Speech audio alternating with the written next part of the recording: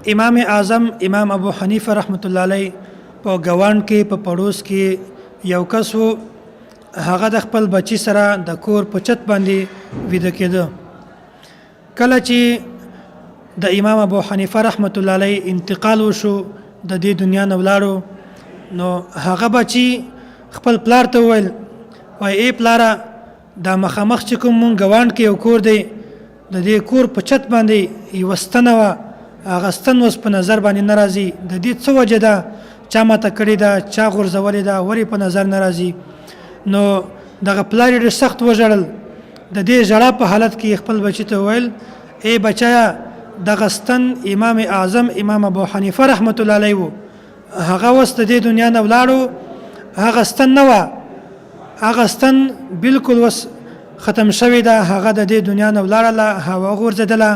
هغه نوم امام ابو حنیفه رحمت الله علیه و چې هغه به پوره شپه د الله تعالی په حضور کې ولاړو او د الله تعالی عبادت به یې کولو او مونځ به یې کولو په ولاړو باندې، هغه ټوله شپه داسې په عبادت کې تېروله. دا امام ابو حنیفه رحمت الله علیه و چې هغه 40 کاله د ماسخوتن په اوداسه باندې د سحر لمونځ کړی دی. نن سبا مونږ تاسې که خپل ځان کې لږ سوچ او فکر وکړو چې مونږ د امام اعظم امام ابو حنیفه رحمت الله علیه خبره منو او دې باوجود مونږ اعمال چې کوم دي هغه د سنت خلاف دي، د شریعت مطابق نه دي. امام اعظم امام ابو حنیفه رحمت الله علیه د تقوا اندازه د دې خبرې نه تاسو لګولی شئ چې د کوفې په شعر کې یو ځل څو بیزې وزې او چلۍ دا چا غلا کړلې، او امام ابو حنیفه رحمت الله علیه یو کس نه تپوس وکړو چې هغه د دې فن ماهر و. هغه ته وویل چې زیات نه زیات یوه بیزه چلۍ دا څو کاله ژوندی پاتې کېدلی شي؟ نو هغه کس ورته وویل، وایي تقریبا 7 کاله یا دې نه زیات دغه چلۍ دا ځناور دا ژوندی پاتې کېدلی شي. نو امام ابو حنیفه رحمت الله علیه 7 کاله د دې ځناور غوښه نه خوړله. وایي داسې نه وي چې د دې ځناور غوښه زما جسم کې لاړه شي او د غلا ځناور چې کومه غذا ده هغه زما غذا جوړه شي، هغه غوښه زما غذا جوړه شي. په دې ورځو کې یو فوجي چې کومه و، هغه د بعضو ځناورو غوښې او د هغې هډوکي او داسې نور چې کوم ګند شیزونه و هغه یې اخیستي و او سمندر ته یې واچول.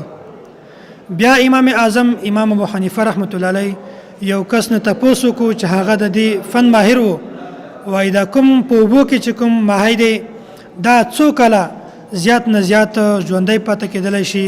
نو هغه کس خپل وخت ورته وښاوه چې دومره وخت دا ژوندی پاتې کېدلی شي. نو دومره وخت امام اعظم امام ابو حنیفه رحمت الله علیه د دې ماهی غوښه نه خوړله.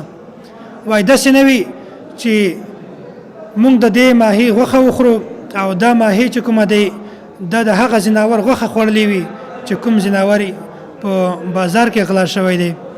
چا د یزید بن هارون نه دا تپوس وکړو، وایي انسان د فتوی ورکولو قابل کله کېدلی شي؟